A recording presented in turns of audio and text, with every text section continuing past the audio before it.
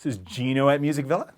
Today on Geno Likes, we're going to talk about the Yamaha TRBX300 Series basses. Really cool thing about these instruments, personally, they are my favorite instrument for somebody who's venturing into the world of bass. A lot of times when you have a musician who already plays something else coming into bass, because the bottom line is, I've handed these to bass players who think they're $1,000 instruments.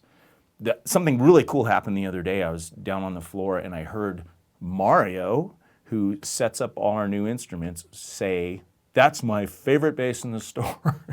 And I was like, wait a minute, that's kind of true for me, for somebody starting out, for sure. So I asked him about why he felt that way, and he said, man, they just feel really good. The electronics are super solid. There's lots of options. The cool thing is both Mario and I feel that, and we both play completely different.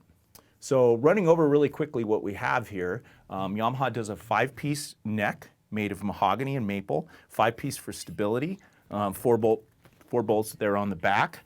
It's a mahogany body. What's really cool is the pickups that they designed, humbucking pickups with large pole pieces, sort of Music Man-esque, right? And then they also did a 5-position switch, like a Music Man. This is an active bass, which means you have a preamp on board. Do not crank all the knobs up. It's not the way it works. We have a master volume, a pan pot between the pickups, and what that means is in the center point, you have both pickups at 50 and 50%. When you roll forward, you've got 100 and 0. When you roll back, you've got 0 and 100. So tons of tone options right there just with the pan pot. You have a low EQ with a center point, stop point, and what that means is at 0, it's like cranking an active bass up. That pot's out of the circuit, but you can add low end. Same thing with high end. What the 5-position switch does, I used to think it took you through different series, either series or parallel or single coil humbucker. It does not do that. All it is different EQ curves. So let's dig into this a little bit more closely. And the thing I forgot to mention before, one of my favorite features is this real nice ergonomic curve, which works great for posting your thumb. I like that much better than having a big old block on the top that's too high.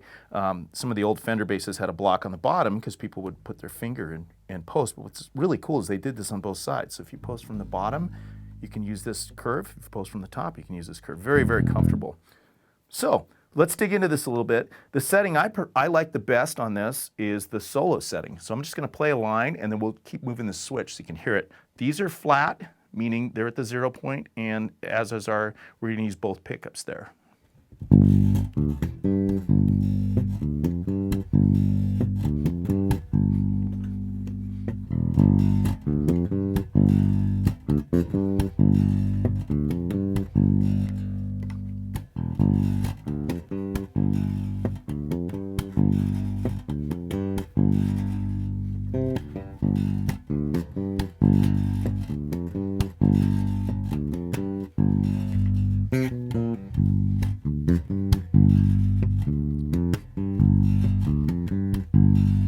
Give it some low end.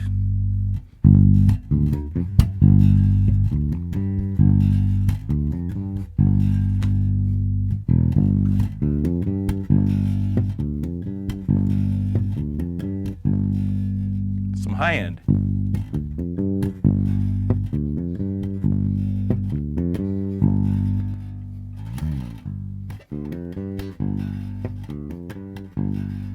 Tons of options here, a nice die-cast bridge, balance is great, feels like $1,000,000. Definitely come into the store and check them out.